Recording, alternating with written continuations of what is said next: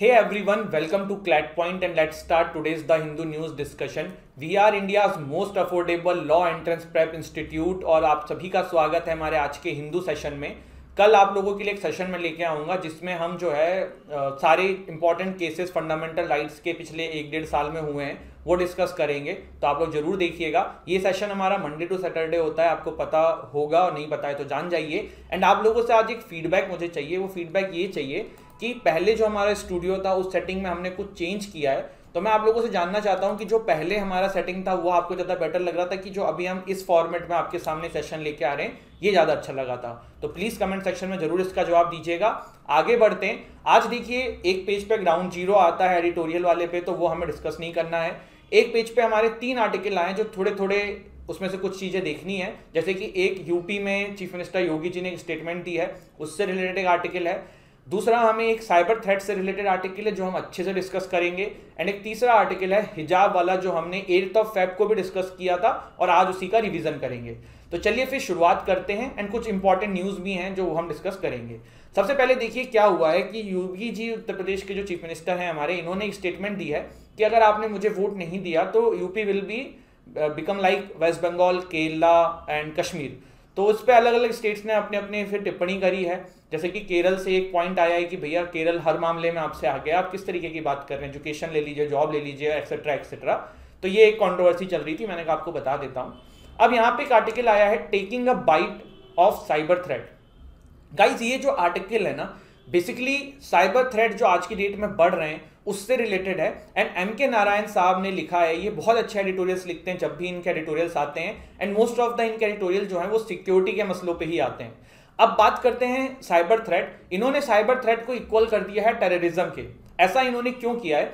आप एक सिंपल बात समझिए कि एक जमाना था जब टेररिज्म जो है आपका वो होता था किस तरीके से कि एक जगह पे जाके दूसरे जगह पे जाओ और वहां पे फिर कुछ नुकसान पहुंचाओ, तो आदमी को फिजिकल प्रेजेंट रहना होता था। आज की डेट में विद टाइम जो है इसका रिलेवेंस कम होता जा रहा है। आप ये देख सकते हैं कि लोग जो है ना वो दूर से अटैक कर दे रहे हैं। आपने बहुत सारी मूवीज में देखा होगा किस तरीके से कंप्यूटर के थ्रू बम बनाए जा रहे हैं, ब्लास्ट किए जा रहे हैं, आपके डेटा चोरी करके उसको मार्केट पब्लिक कर दिया जा रहा है, या कुछ इंपॉर्टेंट इंफॉर्मेशन जो है वो रोक दी जा रही है, या फिर जैसे कोई गैस लीक करनी है तो वो उसका भी पूरा सॉफ्टवेयर से कनेक्शन होता है, गैस लीक कर दी जा रही है। तो ऐसे बहुत सारी चीज़ें पास्ट में रियलिटी में भी हुई हैं और हम मूवीज़ में भी इन चीज़ों को देखते हैं। इन्होंने कुछ एग्जाम्पल दिए हैं, जैसे कि इन्होंने एक स्टक्सनेट वॉर्म 2010 में हुआ था उसके बारे में बताया गया है, जिसमें ईरान की सेंट्रीफ्यूज कैपेबिलिटीज थी उस पर टारगेट किया गया था। ईरान की न्यूक्लियर जो प्लांट्स थे वहां पे टारगेट किया गया था। आप सोचिए अगर वो लीक हो जाता तो पूरे विश्व की हालत क्या होती, ईरान के आसपास के देशों की क्या हालत होती। 2012 के अंदर जो है आपकी एर्मेको ऑयल कंपनी जो है इसको टारगेट किया गया था। इसके अलावा काफी सारे अलग अलग समय पे अलग अलग इन्होंने एग्जाम्पल दिए हैं। एक देखिए साइबर पियर हार्बर, इन्होंने एक टर्म दी है जो मेरे को लगा आपके साथ डिस्कस करता हूं। इन्होंने कहा है कि जो साइबर अटैक धीरे धीरे हो रहे हैं ना वो साइबर पियर हार्बर की तरह होते जा रहे हैं। अब ये पियर हार्बर अटैक क्या है? आपको याद होगा कि जापान ने पियर हार्बर आइलैंड के ऊपर जहां पे यूएस का बेस था सेकेंड वर्ल्ड वॉर में अटैक कर दिया था। उसके बाद यूएस सेकेंड वर्ल्ड वॉर में एंट्री करता है और फिर हिरोशिमा नागासाकी का इंसिडेंट हम सबके सामने है। तो प्रॉब्लम यहाँ पे ये है कि ये बहुत बड़ा इंसिडेंट था, इसी को कनेक्ट करके एक नया टर्म कॉइन किया गया है राइटर के द्वारा।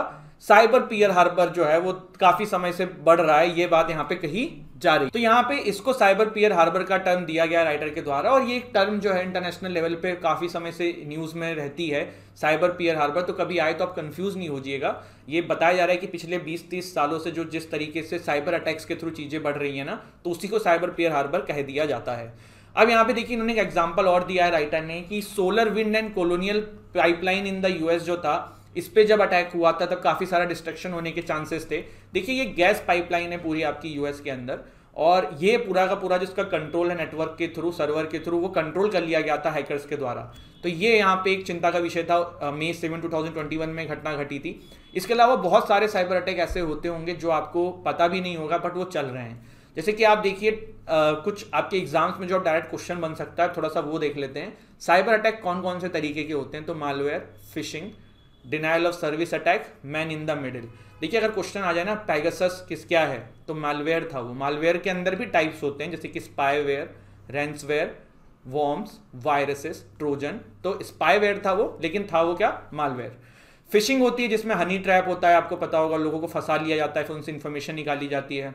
डिनायल ऑफ सर्विस अटैक होता है, इसके अंदर क्या होता है, इसमें आपको ना कोई चीज़ के ऊपर इनएक्सेसिबल हो जाते हो, आपको वो चीज़ एक्सेस नहीं मिलेगी आपके सामने। जैसे आपका कोई चीज़ एक्सेस करते हो गया, मान लो एटीएम एक्सेस करते हो, तो आपका एक्सेस डिनायल हो जाएगा, उसका पासवर्ड चेंज कर दिया जाएगा, इस तरीके की चीज़ें। Man in the middle attacks होता है कि जैसे आपका 2 पार्टी कम्युनिकेशन चल रहा है, उसमें तीसरे बंदे ने आया, उसने इन्फॉर्मेशन सारी निकाल ली, तो ये कुछ इसके टाइप्स होते हैं। भारत के अंदर क्या लॉज हैं साइबर सिक्योरिटी के लिए, तो एक तो डेटा प्रोटेक्शन बिल आ रहा है जो कि प्रॉपरली अभी तरीके से आ नहीं पाया है, तो एक तो वो है, जब आएगा तब देखते हैं। फिलहाल जो है वो इंफॉर्मेशन टेक्नोलॉजी एक्ट 2000 है जो इससे डील करता है, जिसके अंदर tampering with computer source document crime criminalise करता है, ये hacking with computer system criminalise करता है, साइबर टेररिज्म जैसे कि कुछ भी गलत इंटेंशन के साथ कुछ ऐसी इन्फॉर्मेशन निकालना जो देश के हित में नहीं है, चीटिंग यूजिंग कंप्यूटर रिसोर्स, तो ये सारी चीज़ें इंफॉर्मेशन टेक्नोलॉजी एक्ट 2000 के थ्रू जो है भारत में क्रिमिनलाइज करी गई है। भारत सरकार के द्वारा रिसेंटली काफ़ी सारे स्टेप इसके लिए लिए गए हैं, जैसे कि साइबर सुरक्षित भारत इनिशिएटिव। ये क्या है, इसके अंदर 2018 के अंदर जो है ये अनाउंस किया गया था कि हर सरकारी डिपार्टमेंट के अंदर एक आईटी सेल टाइप का बनाओ जो चीज़ों को रेगुलेट करे और डेटा को सिक्योर करे। National cyber security coordination centre बनाया गया था 2017 में। साइबर स्वच्छ केंद्र, इसके अंदर आप कंप्यूटर, मोबाइल, लैपटॉप ले जाके अपना जो है वायरस एंड एक्सेट्रा ख़त्म करवा सकते थे। करीबन 1.5 लाख के आसपास, 1.5 नहीं 1.14 लाख के आसपास लोगों को ट्रेन किया गया था इनसे लड़ने के लिए। इंटरनेशनल कॉपरेशन हम इस फील्ड में काफ़ी लेते हैं। पैगासस एक आपका मेलवेयर का एग्जाम्पल है। इट वॉज एन स्पाईवेयर जो कि एनएसओ ग्रुप इसराइल के द्वारा क्रिएट किया गया था। आपने देखा कि मिस कॉल के सहायता से लोगों की डेटास जो हैं वो चुरा ली जाती थी, तो ये कुछ हमने देखा।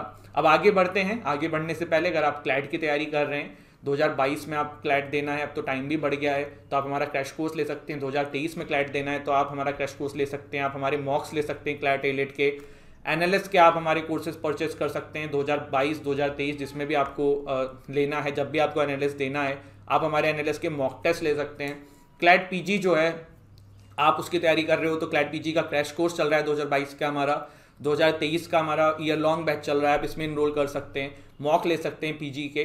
DULLB का एलिट बैच चल रहा है, जो आपका 2022 के स्टूडेंट्स हैं, एस्पिरेंट्स हैं, वो इस कोर्स में इनरोल कर सकते हैं। DULLB के मॉक्स आप हमसे परचेस कर सकते हैं। सभी कोर्सेज में इनरोल करने के लिए करना क्या है, डिस्क्रिप्शन में जाना है, हमारा ऐप का लिंक है, ऐप को डाउनलोड करके स्टोर सेक्शन से आप कोर्स परचेस कर सकते हैं। जो लोग डेस्कटॉप से विजिट करना चाहें वो हमारी वेबसाइट के थ्रू इसमें इनरोलमेंट ले सकते हैं।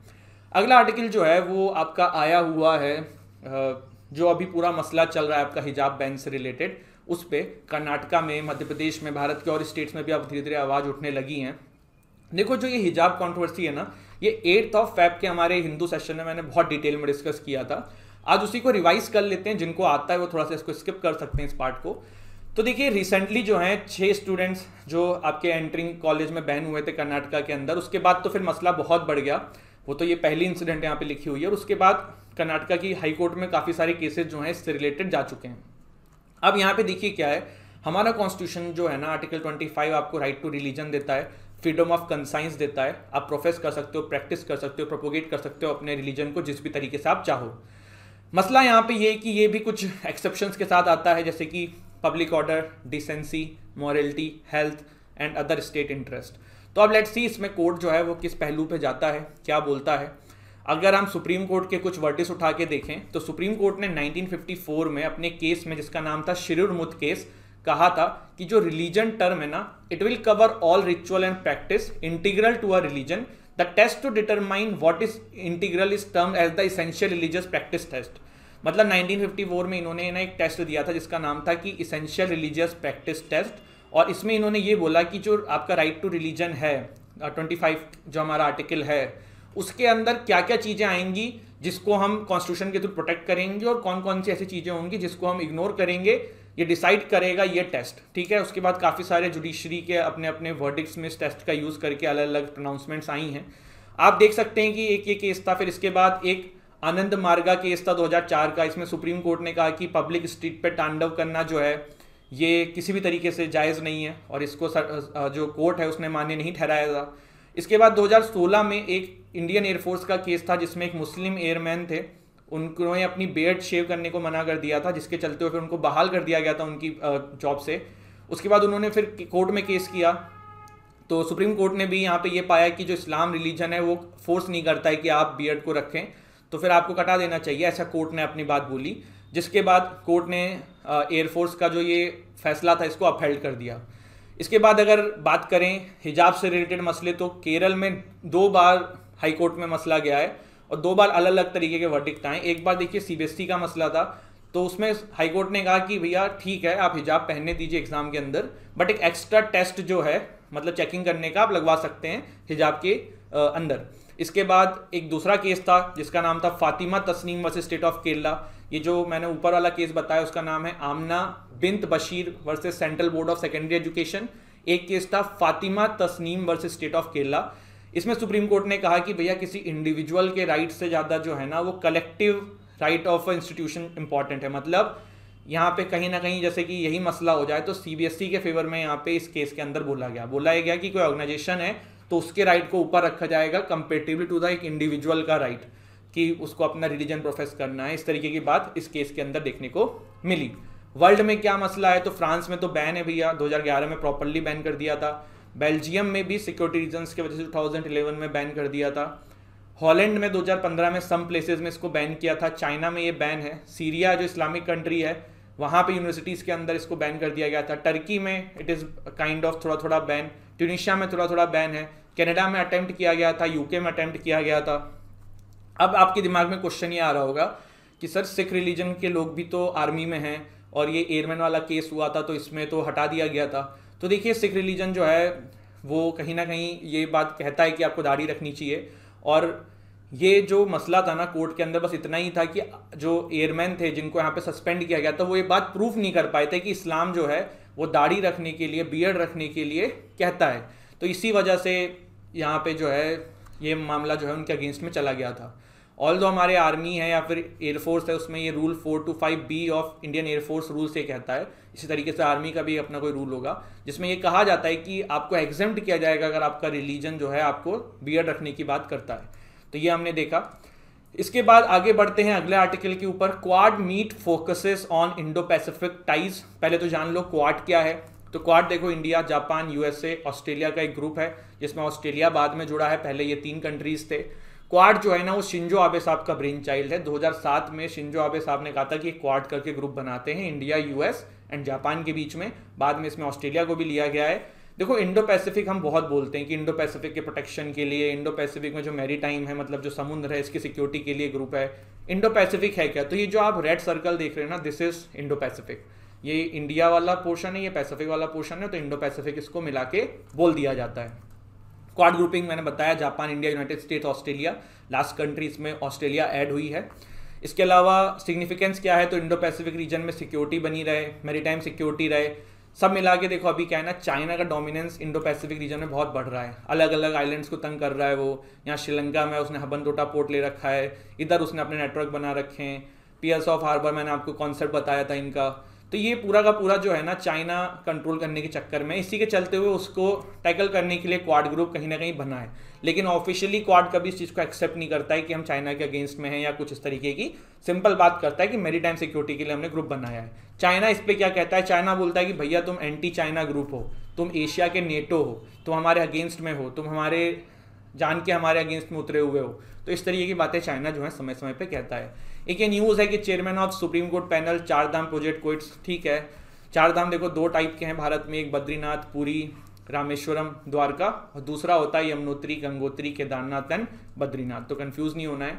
Uniform civil code need of hour, ऐसा गिरिराज जी ने बोला है। अब यूनिफॉर्म सिविल कोड क्या है, जैसे कि मामला हो मैरिज का, डाइवोर्स का, सक्सेशन ऑफ प्रॉपर्टी का, एडॉप्शन का, इनहेरिटेंस का, मेंटेनेंस का, तो पूरे भारत के लोगों का सेम कानून रहे, चाहे फिर वो हिंदू हो, चाहे मुस्लिम हो, चाहे क्रिश्चियन हो। अभी क्या हो रहा है कि सबके अपने अपने पर्सनल लॉज हैं, इस्लाम में अपना गवर्न होता है, हिंदू में अपना गवर्न होता है।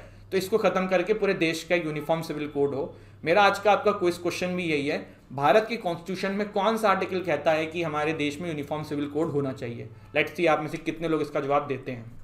यूएस ने बोला है कि हम भारत को सपोर्ट करेंगे राइज एंड रीजनल लीडरशिप में। ठीक है, Biden urges America to leave Ukraine. तो ये 2 बात दिखाता है। पहला तो ये दिखाता है कि यूक्रेन रशिया का मसला कितना सीरियस होता जा रहा है कि अमेरिका को ऐसा लग रहा है कि यूक्रेन पर अटैक हो सकता है। तो इसीलिए उन्होंने कहा है कि भैया अमेरिकन वहाँ से लौट आओ। तो ये एक मामला है। दूसरा इसका एक ये भी पहलू हो सकता है कि बाइडन जो है पूरे विश्व में प्रेशर बनाना चाह रहे हैं कि भैया यूक्रेन में कभी भी अटैक हो सकता है, रशिया को समझाओ, रशिया से दूर हो जाओ, जो कि रशिया एंड यूएस में तो एंटी है, आपको पता ही है। तो ये सारी चीज़ें हमने आज के सेशन में डिस्कस करी हैं। एक बार रिवाइज कर लेते हैं। लास्ट में हमने ये न्यूज़ देखी, कुछ यूनिफॉर्म सिविल कोड के बारे में देखा, देन हमने क्वाड के बारे में जाना, क्वाड ग्रुप क्या है, क्यों बना है, कैसे चल रहा है, क्या प्रॉब्लम है, सिग्निफिकेंस देखा, इंडो पैसिफिक देखा, फिर हमने ये हिजाब वाला मसला पूरा का पूरा हमारा डिस्कस किया। आप हमारे कोर्सेज में चाहें तो इनरोल कर सकते हैं। देन हमने एक साइबर थ्रेट क्या होता है, साइबर सिक्योरिटी क्या होता है, बहुत अच्छा आर्टिकल देखा। यहाँ पे उत्तर प्रदेश में योगी जी ने एक स्टेटमेंट दी थी, उससे रिलेटेड आर्टिकल देखा।